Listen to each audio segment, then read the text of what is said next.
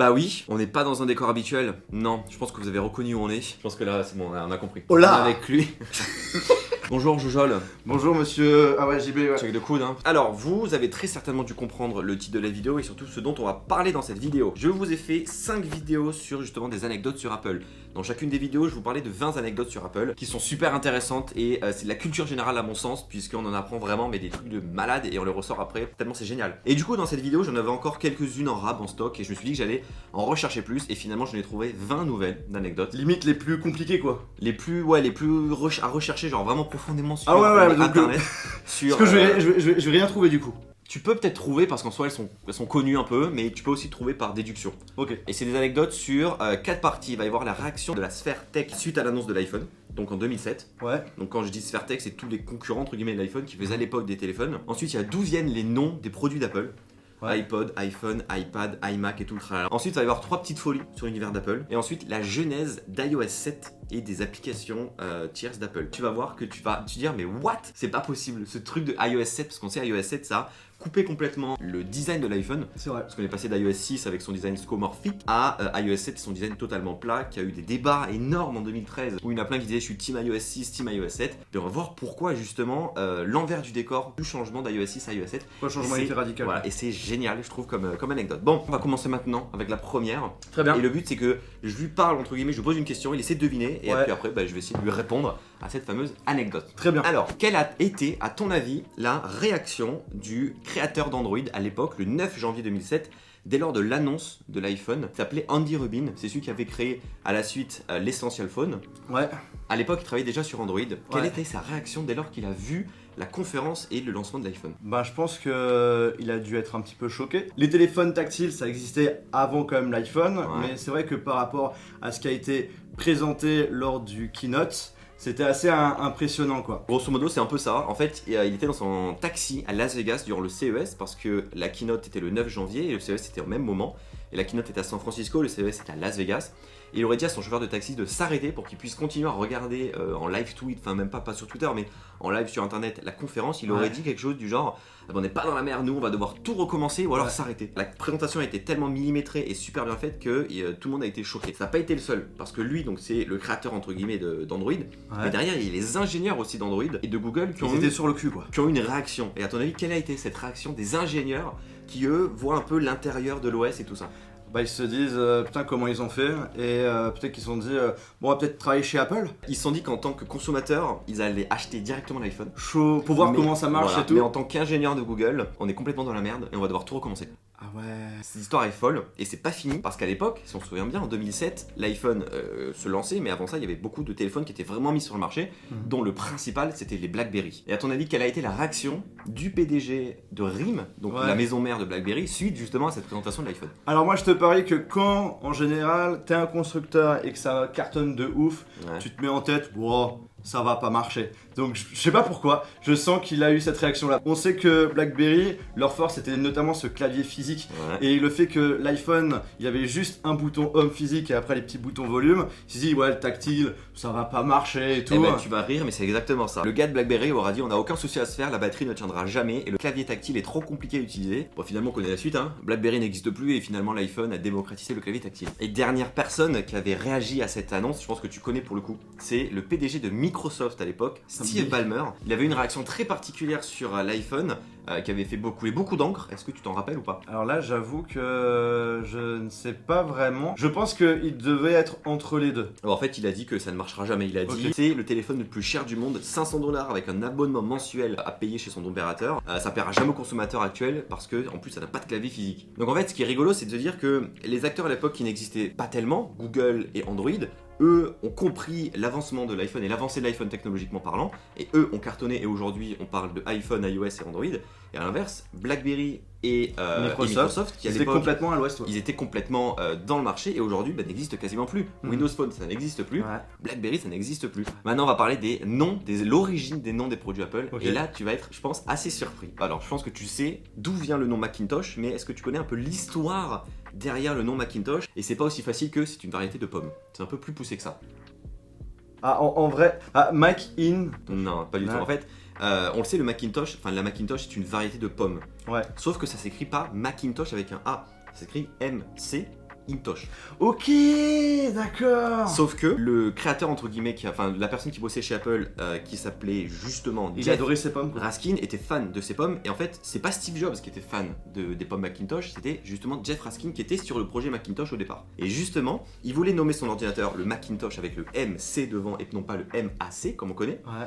Sauf que comme le Macintosh était déjà pris et par la variété de pommes et par une autre entreprise qui est dans l'industrie télécommunication, je crois, et bah du coup ils se sont dit bon, on va mettre un A et du coup bah, au moins on aura Et le ça nom va libre, passer on pourra crème, l'acheter. Et c'est passé crème. Et c'est comme ça que justement le Mac maintenant s'appelle Macintosh et que bah, aujourd'hui on appelle un Mac un Mac. Ah ouais, non, ça C'est je fou, ne hein. savais pas. Maintenant, est-ce que tu sais d'où vient le nom iMac, sorti à la fin des années 90? Parce que juste avant, on était sur les Macintosh. Après, Steve Jobs a été viré. Ils ont fait plein de produits à côté. Steve Jobs revient chez Apple sur le devant de la scène, fin des années 90, Ouais. sort le projet iMac. Il Le sort- fameux I, c'est pour Internet. En général, alors ça voulait dire plein de choses, mais en Justement, gros, en général, le c'est I, I pour Internet. il pour veut faire- dire Internet, Individual, Instruct Innovation, peut-être. et Inspire. Ouais. Et en fait, ça a tellement bien marché, ça a tellement été connu qu'ils ont gardé le i pour faire plein les d'autres produits produits, par ouais. derrière. Ouais. Et c'est comme ça que du coup, il y a eu l'iMac, l'iPod, l'iPhone, l'iPad et tous les logiciels aussi qui ont été courus par derrière. On continue. Est-ce que Steve Jobs aimait le nom iMac? Est-ce que c'est lui qui l'a décidé? Est-ce qu'il avait dit oui au conseil d'administration pour dire bon, on va appeler marketingment parlant l'iMac, l'iMac? Sachant que ça faisait que quelques années qu'il était revenu dans Ouais. l'entreprise, je pense qu'il a eu un passé où encore les gens voulaient un petit peu le faire chier. Donc je pense qu'on lui a imposé iMac. Je sais pas pourquoi je le sens. Grosso modo, c'est ça. Lui, il voulait pas du tout iMac. Il a rejeté 3 fois ou 2 fois le nom iMac. Alors que c'est trop stylé en vrai. Alors que ça sonne super bien. Et en réalité, la 3e fois, on lui a écrit sur leur produit, sur un prototype, on a écrit le mot iMac. Et là, il s'est dit, mais tiens, c'est sympa, ça sonne bien, c'est joli, ça rend bien sur le produit. Ouais. Et du coup, ils ont gardé le mot iMac, il a accepté le mot iMac alors qu'il avait rejeté 2 fois auparavant, juste parce qu'il avait vu écrit sur son produit. Et grâce à ça, bah, ils ont gardé le mot iMac. C'est dingue. Hein. Est-ce que tu connais le petit mythe justement autour du nom iMac et pourquoi le i ne pourrait pas dire Internet et tout le reste, mais pourrait dire autre chose? Bah, I comme Hi, je suis Mac. Un truc Non, comme ça, c'est que Steve Jobs, quand il est revenu à la tête d'Apple, il n'est pas revenu directement en tant que PDG. Il est revenu en tant que PDG par intérim. Ouais. Et il y a beaucoup de personnes qui ont vu un complot en mode Steve Jobs est là en intérim, il veut que ce soit son produit. Alors intérim, ça commence par un i. Donc du coup, comme c'est son bébé qui revient, on va mettre un i devant le Mac. Parce que c'est son projet à lui. Ah ouais, non, j'aurais pas pensé à ça moi. Théorie du complot. Et justement, juste après l'iMac, il y a eu l'iBook Ouais. au tout début des années 2000, Cap. qui était la version portable entre guillemets du Mac. Mhm. Est-ce que tu sais pourquoi Apple a arrêté le nom iBook? Parce que ils avaient l'intention dans le futur de sortir l'application qui permet de lire des livres. Pas du tout, non.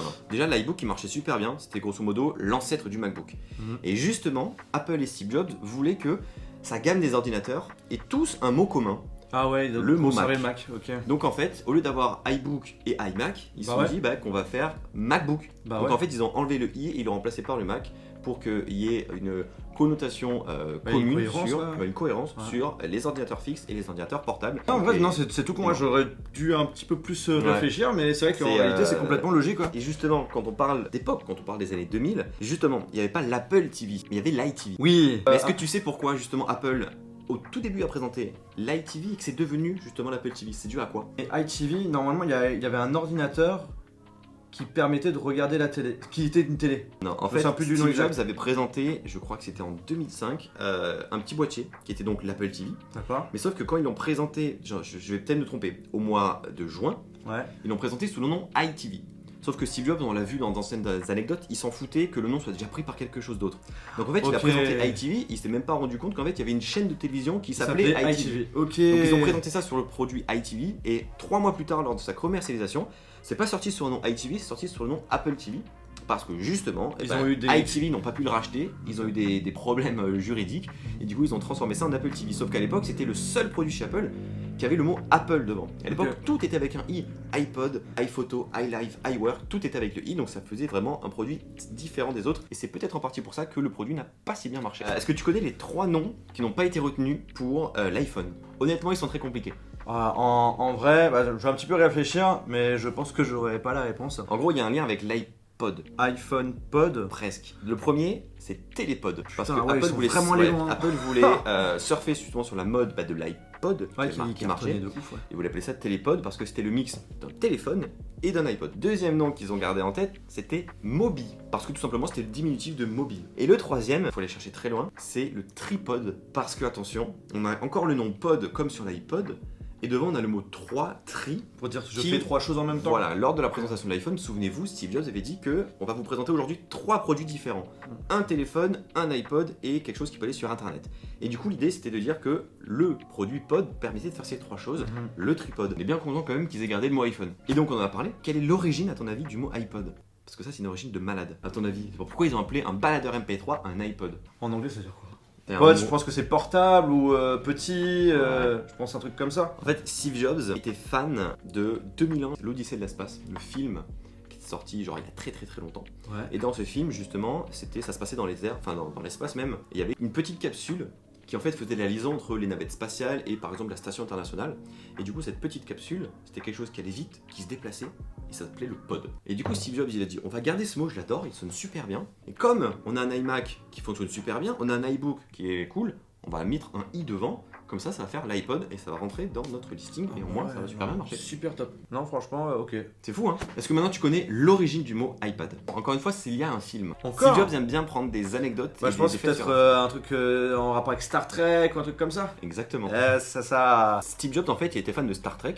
Et en fait, dans Star Trek, il y a une tablette qui ressemble étrangement à celle de l'iPad, aux mêmes proportions. Et cette C'est pas tablette fait chier. s'appelle le Pad, P-A-D-D. Voilà, donc du Et il s'est dit, je- bon bah voilà, on va encore surfer sur cette mode là, on va garder le i qu'on connaît bien, on va mettre le pad derrière et ça va sonner super bien. L'anecdote va encore plus loin, c'est que si vous remarquez bien, pendant la première année de commercialisation de l'iPad, dans les publicités de l'iPad, il y a un film qui tourne sur l'iPad justement, c'est Star Trek, pour rendre hommage justement à cette anecdote. Ok. Dernière petite anecdote sur justement cette partie-là. Ouais. Est-ce que tu sais pourquoi justement aujourd'hui Apple n'utilise plus le mot i devant ses produits? On n'a pas l'iWatch, on a l'Apple Watch. On n'a pas iMaps, on a Apple Maps. On n'a pas l'iCard, on a l'Apple Card. Est-ce que tu sais? Ouais, je pense savoir. Je pense qu'il y a plein de personnes qui ont voulu être un petit peu malins et qui ont acheté les droits sur tous ces noms. Même pas. Même pas. Même pas. Ils se sont dit peut-être qu'on a envie de changer, on a envie de bouger les choses. Presque en fait, même, enfin ça dépend. C'est que Apple en avait marre en fait qu'il y ait des dizaines et des millions de marques tierces qui mettent un i devant et qui se disent on est Apple. Alors qu'en fait Apple pour eux et pour même l'inconscient collectif, dès que tu avais un i devant un produit, Ça faisait penser à Apple. iTable, iPapier toilette, iLumière, tu disais c'est un truc Apple. Alors qu'en réalité pas du tout. Et donc Apple, ils sont allés voir le tribunal, le congrès, je sais plus quoi, américain, et ils leur ont dit bah voilà, nous on veut que dès qu'il y a un i devant, ça nous appartienne. Ça, ils ont pas du tout accepté, ils ont dit bah non pas du tout, pas parce qu'on met une lettre devant un mot que ça va nécessairement être Apple. Donc du coup Apple ils se sont dit quoi? Ok, pas de souci, on va plus du tout utiliser le i. Et c'est pour ça que tous les autres produits qui sont sortis post, j'ai envie de dire 2010, n'ont plus de i devant. iPhoto n'existe plus, iLife n'existe plus, iBooks s'est transformé en Apple Books, tous les noms se sont transformés avec un Apple devant. 3 petites anecdotes comme ça, c'est pour moi c'est cadeau. Est-ce Ok. que tu sais pourquoi sur les fenêtres des Mac en haut à gauche on a 3 petits points? Bah oui, bah ça c'est facile. Non mais ça veut dire quoi? Ça signifie quoi? Avec les couleurs. Ouais, c'est tout simplement Bah. un feu tricolore, rouge, jaune et Ah vert. bah ouais, bah oui. En effet, c'est tout con. Voilà, c'est tout con. Putain, c'est tout con, ouais. Justement sur la scène de la présentation de l'iPhone en 2007, est-ce que tu connais la particularité de la borne Wi-Fi sur laquelle était connecté l'iPhone lors de la première présentation en 2007? Attends, il y a pas une histoire, attends, ils ont utilisé le Wi-Fi d'un hôtel ou un truc comme ça. Non, ça c'est autre chose, c'était une autre anecdote. Enfin, tu regardes et tu vas la trouver. En fait, ils ont utilisé une borne bien à eux, juste pour connecter l'iPhone, pour que personne dans l'assemblée, dans la salle, Ok. puisse déjà hacker l'iPhone à distance. D'accord. Mais surtout, ils ont utilisé une borne avec une fréquence Wi-Fi japonaise et pas US, pour que vraiment il n'y ait aucune possibilité que quelconque personne sur place puisse essayer de craquer tout ça. Sauf que Ah c'était ouais. illégal. C'était illégal de mettre une borne japonaise aux États-Unis, alors qu'eux devaient utiliser une borne Wi-Fi. Sais-tu pourquoi sur iOS, Ouais. à l'époque, donc sur iPhone OS, jusqu'à peut-être iOS 5, 6, le logo météo, il y avait le degré 73 degrés Fahrenheit ou 23 degrés Celsius. Est-ce que tu sais pourquoi il y avait ces 73 et 23 dessus? Peut-être que ça correspond peut-être à la météo moyenne d'être de Cupertino, un truc comme ça. C'est tout simplement, d'après les météorologues, bah, c'est la météo parfaite. Ah ok. 23 degrés, c'est la D'accord. météo Ah, parfaite, j'aurais donc ils sont peut-être pas pu allés être, chercher très loin, ok. ils ont mis 23 degrés ou alors 73 degrés Fahrenheit, qui est donc l'équivalence. 3 dernières petites anecdotes sur la jeunesse d'iOS 7 et des applications. Sais-tu qu'Apple a déjà été accusé de plagiat sur 2 de ses applications? 2 de ses logos même d'applications. Est-ce que tu connais peut-être ces logos? Donc du coup ça veut dire des applications qui ont Qui été sont dans à jour, l'iPhone, c'est ouais, des qui ont été applications d'Apple. et qui ont été modifiées il y a 3 ans. Ouais. Attends, laisse-moi réfléchir. Ok. Ah si, j'en avais entendu de ça. Ils ont si. changé le logo App Store avec ce fameux sort de Tipeee. Et l'entreprise K-O-N, a accusé Apple de plagiat. Sauf que c'est pas passé du tout. Parce que pour eux, c'était pas du tout une sorte de plagiat. L'absence, c'est vrai que je me souviens d'un truc. Ouais. La deuxième application, c'est Siri Shortcuts, qui est les raccourcis Siri, dont ils ont été accusés de plagiat par l'entreprise Shift. Waouh, ça ressemble pas trop. Mais Apple a quand même eu des plagiats et c'est pour ça que les gens cherchent à tirer un peu la corde pour se dire bon, ça ressemble un peu, alors du coup on va prendre un plagiat. Ok, d'accord, ouais, c'était difficile là. Maintenant, les deux, à mon sens, meilleures anecdotes de cette partie.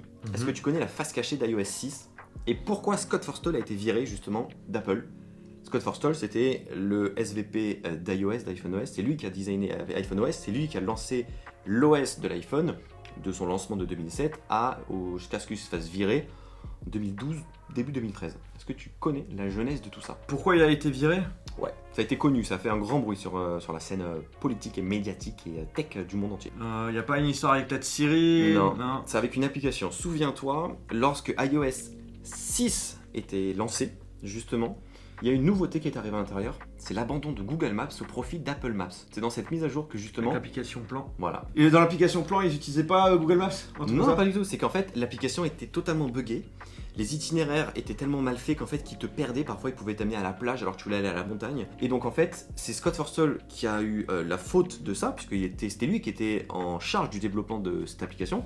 Il a fait n'importe quoi. Il a pas du tout pris le temps de bien faire les choses. Ils ont sorti le truc. Et en fait, les consommateurs, les clients se sont plaints par dizaines et par dizaines auprès d'Apple. Tim Cook a demandé à Scott Forstall de s'excuser publiquement. Scott Forstall a refusé. Du coup, Tim Cook a fait une lettre au nom d'Apple en s'excusant. Il a quand même demandé à Scott Forstall de la signer. Mais celui-ci a refusé de la signer. Donc c'est Tim Cook qui a signé la lettre en disant c'est nous je m'excuse de la part d'Apple d'avoir fait iOS 6 avec plan, etc., etc. Et donc, suite à ça, Tim Cook a dit frérot, t'as pas voulu signer la lettre, alors tu prends tes affaires et tu rentres chez toi. Et c'est comme ça qu'il a été viré. C'est vrai que l'application plan était... Moi je l'utilisais jamais. Et justement, dernière anecdote, est-ce que tu connais justement cette jeunesse d'iOS 7? Pourquoi iOS 7 a été rompu en termes de design après iOS 6 et l'histoire un peu de tout ça? Je pense que justement ils voulaient peut-être redonner une nouvelle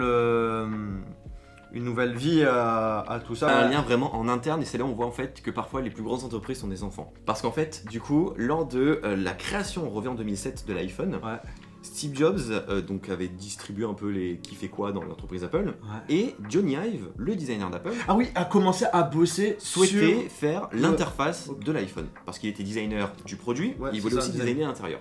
Sauf que Steve Jobs lui a dit frérot, tu fais déjà le design de l'iPhone, reste à l'iPhone. On va donner le design à l'intérieur à Scott Forstall. Et Scott Forstall, lui, il voulait à tout prix que le design soit skeuomorphique, avec les éléments du réel modélisés en virtuel. Donc d'iPhone OS 1 à iOS 6, c'était ça. Dès lors que Scott Forstall a été viré, il y avait une place de libre. Et donc est-ce qu'Apple a pris une personne externe à Apple, auquel cas il fallait tout lui apprendre, ou est-ce qu'Apple a pris une personne qui était déjà chez Apple? Qu'est-ce qu'ils ont fait? Ils ont choisi la facilité. Ils ont pris 2 personnes qui étaient déjà chez Apple pour retravailler sur l'iPhone OS. Ils ont pris qui? Craig Federighi, qui est aujourd'hui et qui était à l'époque en charge du développement du Mac, et ils ont repris qui? Notre fameux Johnny Ive national. Et il s'est dit quoi? Lui qui était pas fan de Scott Forstall, tout ce qu'il a fait, on le met à la poubelle, et on repart sur des zones et sur des pages blanches, et on va vraiment tout refaire pour que ce mec qui nous a fait ce qu'on détestait, nous on l'oublie, et comme ça maintenant qu'il est plus chez Apple, on peut enfin repartir sur une page blanche, et justement c'était très très blanc à iOS 7 à l'époque, et c'est grâce entre guillemets à Johnny Ive qu'iOS 7 est né, et que tout est revenu avec un tout nouveau design, mais de partout. Non, c'est vrai que le changement il était assez brutal. Et voilà, ces fameuses 20 anecdotes. C'était vachement intéressant. Tu t'es bien débrouillé. Surtout au début. Mais oui, t'as eu tout à la fin, j'ai un petit peu eu du mal, tu vois. Non, mais en tout cas, c'était bien cool. J'espère que vous en avez encore appris un peu plus. Si vous n'avez pas vu les 100 premières anecdotes, elles sont encore disponibles en description. Je fasse une playlist. Anecdote, elle est déjà faite. Super. Merci de l'accueil. Merci d'être venu. Dernière vidéo dans ce studio avec toi. Vidéo ici, c'est un peu triste, mais bon, c'est la vie. Bon vent, et puis nous on se retrouve très bientôt. Gros pouce bleu dans la barre des pouces bleus. Abonnez-vous si c'est toujours pas fait, et puis on se retrouve très bientôt sur la chaîne YouTube. Pourquoi pas sur la sienne. Mot de la fin. Oh là.